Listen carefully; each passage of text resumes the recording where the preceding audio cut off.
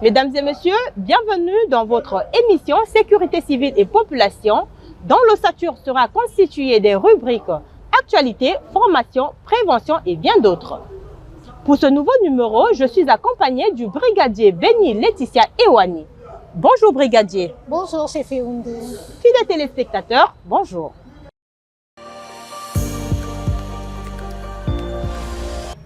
Le vendredi 5 décembre 2025, à environ 11 h, une équipe du centre de secours principal des sapeurs-pompiers du centre-ville, appuyée par l'unité polyvalente d'intervention UPI du commandement de la sécurité civile, a réalisé une opération de sauvetage spectaculaire au moyen de l'échelle pivotante automatique EPIA au bénéfice d'une personne bloquée au deuxième étage d'un immeuble en feu qui en compte 5 au centre-ville de Brazzaville.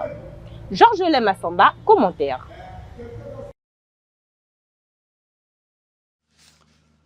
Il était environ 11 h lorsqu'un camion-citerne incendie du centre de secours principal des sapeurs-pompiers du centre-ville de Brazzaville s'est dirigé vers le rond-point City Center pour une intervention d'extinction incendie dans un immeuble de 5 étages situé à quelques encablures du dit rond-point.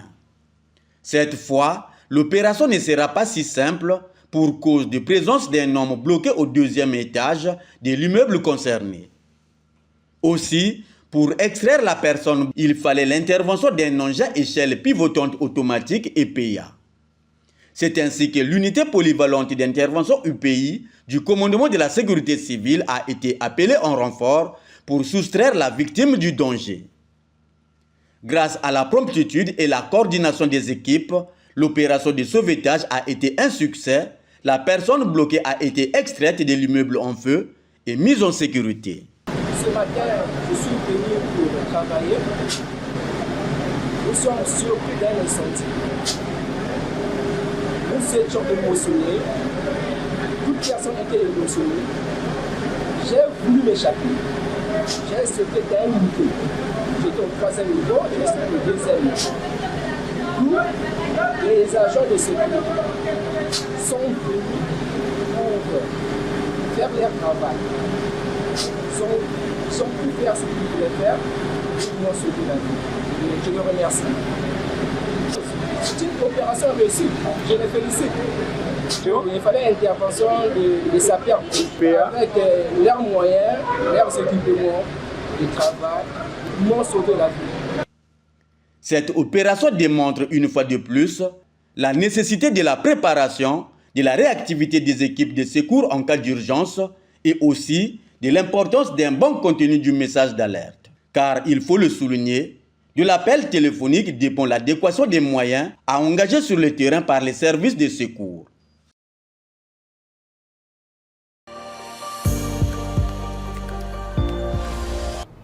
Le détachement de la sécurité civile au groupement de sécurité routière de la Congolaise de route, basé à Dolisie dans le département du Niari, a réalisé une intervention suite à un accident de voie publique enregistré le vendredi 5 décembre 2025 à hauteur du Pécasson sur la route nationale numéro 1. En voici des images.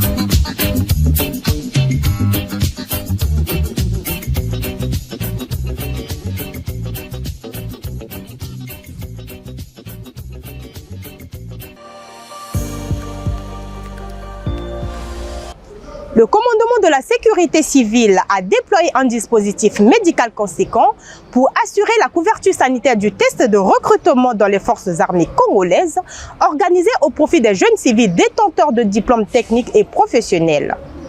Le commentaire est signé Krishna Kaya Mapembe.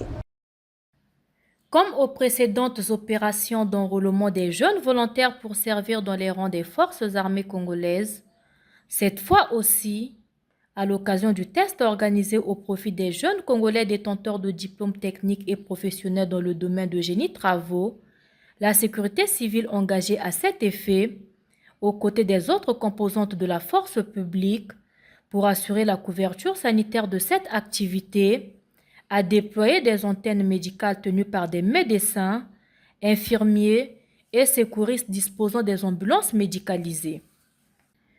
Au lycée technique industriel du 1er mai à Makele-Kele, du 5 février 1979 à Mpila dans le 5e arrondissement Wenze, agricole Amilcar Cabral à 17 km de Brazzaville dans le 8e arrondissement Madibou, et à l'École nationale des beaux-arts.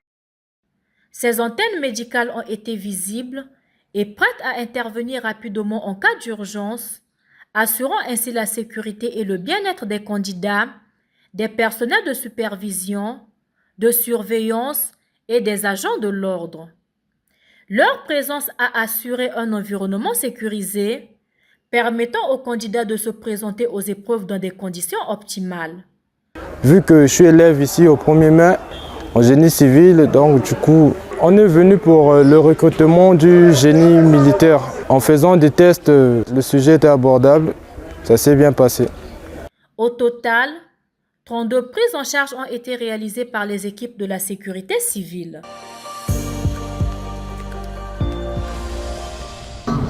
Après les formations en secourisme et lutte contre l'incendie, des personnels des départements d'implantation du projet de création des activités économiques inclusives et résilientes au changement climatique, en sigle ProClimat, à savoir Pointe-Nord, Ouisso et Yé, l'équipe pédagogique du commandement de la sécurité civile a dispensé les 19 et 20 novembre 2025 une formation spécialisée en prévention, lutte contre l'incendie au profit des personnels du dit projet à Brazzaville.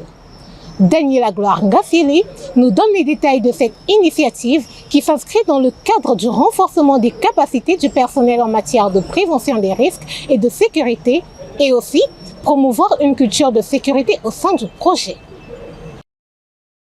Cette formation en prévention, lutte contre l'incendie, conduite par des instructeurs expérimentés, organisée en collaboration entre le commandement de la sécurité civile et le projet de création des activités économiques, inclusives et résilientes au changement climatique, en sigle ProClimat, au profit du personnel du dit projet, a été structurée en 2 phases distinctes.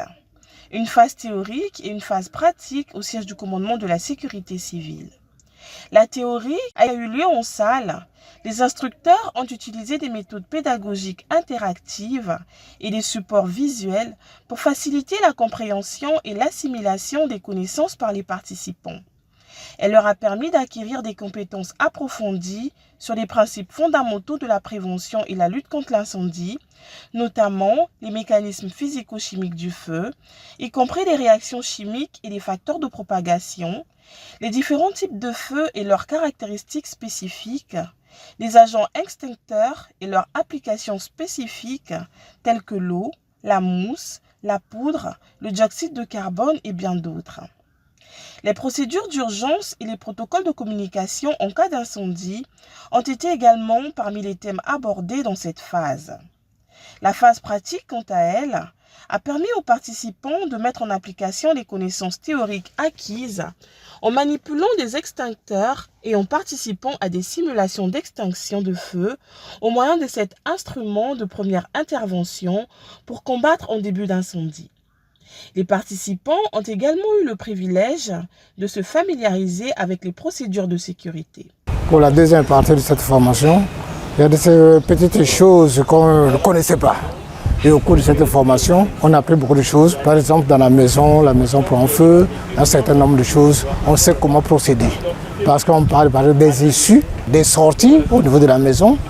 Ce n'est pas toujours évident, on qualifie que ce sont des petites choses, qui sont négligeables, mais très très importantes. Dans un premier temps, nous avons commencé une formation théorique et là, au niveau où nous sommes, c'est une formation pratique. Comment éteindre le feu à partir d'un extincteur et dans la mesure où, avant cette formation, je ne savais pas comment ça se passait. Au cours de cette formation, à la pratique, on a compris comment procéder. Que cette formation soit continue. Pas seulement au niveau du proclimat, mais également au niveau d'autres secteurs. Et nous, au niveau du proclimat, s'il peut y avoir encore une deuxième formation, nous ne manquerons pas de signer, comme chez nous, selon les procédures, un contrat avec vous pour certains ou bien pour mieux appréhender ce qu'on a fait. Ici de noter que cette session en prévention et lutte contre incendie, qui a mobilisé un total de 31 agents, est intervenue 2 semaines après la formation de ces derniers en secourisme à Brazzaville et 1 semaine après la mission de l'équipe pédagogique du commandement de la sécurité civile effectuée dans les localités d'implantation de Proclimat, notamment à Pointe-Noire, Ouesso et dans la Songa, Ayé dans le département du Poul. De sorte qu'au total, 42 agents du projet de création des activités économiques inclusives et résilientes au changement climatique ont été formés dans ces localités. 15 à Pointe-Noire, 14 à Ouesso et 13 à Ayé dans les domaines de prévention, lutte contre incendie et secourisme.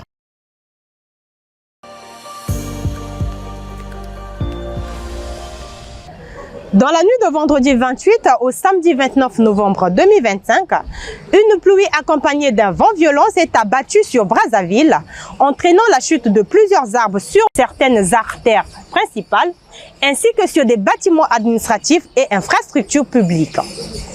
Face à cette situation, le commandement de la sécurité civile a déployé son unité polyvalente d'intervention pour mener des opérations d'élagage et de morcelage des 10 arbres.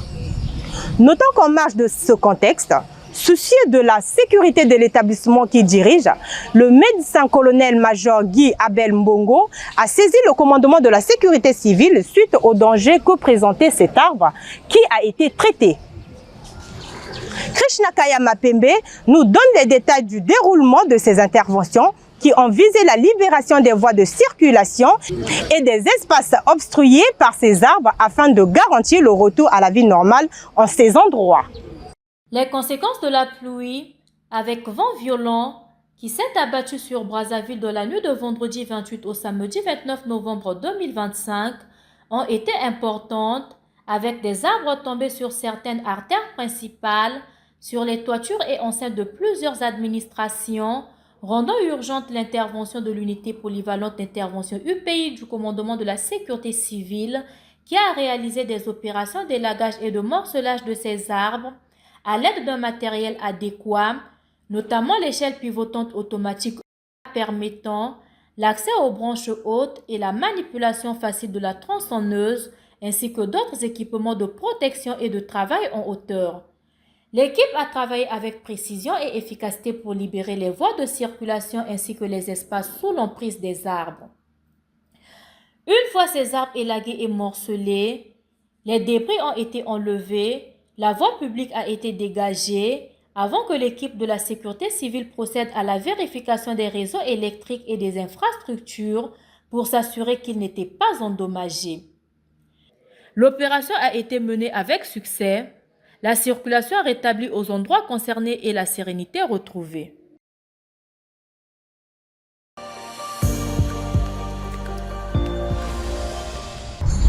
Le mercredi 26 novembre 2025, une équipe de l'unité polyvalente d'intervention EPI du commandement de la sécurité civile a procédé au remplacement des drapeaux au siège de l'Assemblée nationale à Brazzaville. Les détails dans ce commentaire de Delisa Lafleur d'Onyama.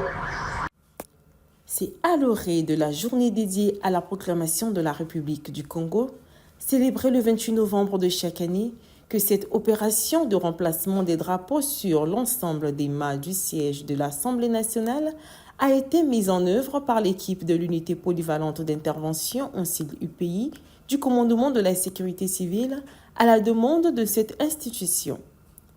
Une opération qui, il faut le souligner, visait à assurer la mise en valeur des symboles nationaux, De surcroît, à l'occasion de cette fête nationale, l'échelle pivotante automatique, en sigle EPA, outil polyvalent et efficace dont disposait l'équipe d'intervention, a permis aux opérateurs de travailler en hauteur avec sécurité et précision. Au total, 15 drapeaux nationaux, symboles de l'unité et de la souveraineté nationale, ont été remplacés.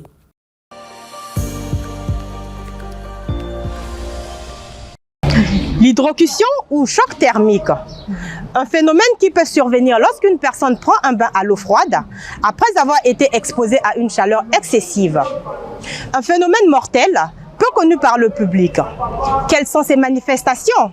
Quelles sont les précautions à prendre pour l'éviter? Et quelles sont les attitudes à adopter devant une victime confrontée à ce phénomène? Le médecin-lieutenant de police Gloire Geoffrey Yembe, sapeur-pompier, nous éclaire sur ces questions. Suivez. Aujourd'hui, j'ai l'immense plaisir de vous présenter un thème qui s'intitule hydrocution. Alors, c'est quoi l'hydrocution? C'est un malaise dû à un changement de température corporelle, de l'état chaud à l'état froid. C'est un phénomène que beaucoup de gens ignorent, mais qui est responsable de la mort de plusieurs personnes. Alors, quelles sont les manifestations de l'hydrocution? Le corps, une fois arrivé dans l'eau froide, réagit par une vasoconstriction, qui n'est autre qu'un rétrécissement des vaisseaux sanguins, ce qui causera une accumulation du sang au niveau du cœur, une augmentation de la pression artérielle, vu que le cœur ne peut pas éjecter suffisamment du sang dans l'organisme. Il y aura aussi un déficit du sang au niveau du cerveau et un ralentissement du cœur, ce qui entraînera plusieurs maladies. Alors, quels sont les symptômes? Nous avons des maux de tête, des frissons, des démangeaisons, des douleurs abdominales, des fatigues et des pertes de connaissance. Alors, comment prévenir l'hydrocution? Premièrement, il faut éviter des changements brusques de température. Vous finissez de manger, vous partez directement de la douche. Entrez progressivement dans l'eau. Ne pas se jeter brusquement. Mouillez le corps en commençant toujours par des zones sensibles. Le visage, la tête, la nuque, le torse, pour permettre que votre corps s'habitue à la température de l'eau. Après avoir consommé de l'alcool, après avoir mangé, il faut attendre que votre corps se réadapte à la température normale avant de prendre votre douche. Et nous devons aussi signifier que la température normale de l'organisme est de 36,5 à 37,8. Et la température de l'eau potable est de 12 degrés Celsius à 14 degrés Celsius. Et celle du robinet est de 10 à 15 degrés Celsius. Alors, quelle est la conduite à tenir face à l'hydrocution? Premièrement, sortir la victime de l'eau. Évaluer la respiration de la victime et sa circulation. Si la victime est inconsciente, mais respire, mettez-la dans une position latérale de sécurité et appelez les sapeurs-pompiers au 118. Si la victime est inconsciente, mais ne respire pas, commencez immédiatement par un massage cardiaque. L'opinion internationale a appris la survenue d'un gigantesque incendie dans la ville de Hong Kong où se sont embrasés un ensemble d'immeubles provoquant de nombreux morts. Images. Ce soir, dans la carcasse fumante, des appartements sont toujours en flammes. Et les pompiers poursuivent leurs recherches à la lampe torche pour retrouver quelques 200 personnes portées disparues. La température est très élevée et c'est très dangereux pour nos équipes de progresser. On avance pas à pas, étage par étage. Ce groupe de 8 immeubles de 150 mètres de hauteur était en cours de rénovation, enrobé dans ces filets de plastique vert. Sur cette vidéo, on voit les premières flammes à l'extérieur et des ouvriers inquiets qui sortent, mais c'est déjà trop tard. Le feu se propage à la vitesse de l'éclair, gagne tous les étages et les bâtiments mitoyens. Les échafaudages en bambou vont servir de combustible toute la nuit. Il y avait 4600 habitants, dont beaucoup de personnes âgées qui ont du mal à se déplacer. J'essaie de les joindre. Je n'y arrive pas. Ils ne répondent pas. La construction des grands immeubles de Hong Kong s'est faite avec des échafaudages en bambou, très pratiques dans les rues souvent étroites, très résistants mécaniquement, mais qui ont montré là leurs limites. Pour des raisons de sécurité, le gouvernement estime qu'il est impératif d'accélérer la transition complète vers des échafaudages métalliques. La solidarité s'est organisée dans le quartier. Les causes de l'incendie, elles, sont encore indéterminées, mais une enquête a été ouverte pour corruption. 3 cadres de l'entreprise qui effectuaient les travaux ont été interpellés pour grossière négligence. Reste à savoir si la structure en béton datant de 1983 a été fragilisée. Pile d'attente s'étend sur plusieurs centaines de mètres. Devant ce centre d'identification des corps, ces familles espèrent encore un miracle. Pour certaines, il n'y a plus aucun espoir. Pour identifier les victimes, la police présente des photos des corps retrouvés dans les tours dévastées. Mais parfois, il est presque impossible de les reconnaître. Je reconnais que sur cette photo, il s'agit peut-être du corps de mon père, encore introuvable. Hier, j'ai appris qu'il y avait encore 99 disparus. Je sais qu'espérer n'est pas la solution, mais les corps doivent bien être retrouvés, non? Cet incendie est considéré comme le plus meurtrier à Hong Kong depuis 1948. Après plus de 40 heures de lutte, les pompiers sont finalement parvenus à le maîtriser. Leur mission est pourtant loin d'être terminée. Notre objectif est maintenant de faire baisser la température dans le bâtiment. Et une fois la situation jugée sûre, la police recueillera des preuves et mènera des investigations complémentaires. Pour les enquêteurs, il s'agit à présent de déterminer la cause et les responsables du drame. Selon les pompiers, le système d'alerte incendie n'a pas fonctionné correctement. Mais l'attention se concentre surtout sur les échafaudages en bambou qui entouraient les bâtiments. Une enquête sur ces travaux est ouverte. Plusieurs personnes ont été arrêtées. Pour venir en aide aux victimes, le gouvernement hongkongais a annoncé la création d'un fonds de 38 millions de dollars. Fidèles téléspectateurs, c'est par là que nous mettons un terme à ce 158e numéro de votre magazine Sécurité civile et population. Supervision commandement de la sécurité civile, derrière la caméra Georges Lemassamba, Raïssa Kiminou, Herman Elenga et au montage Mardoché Mokemi Abeka. Bonne suite de programme chez vous.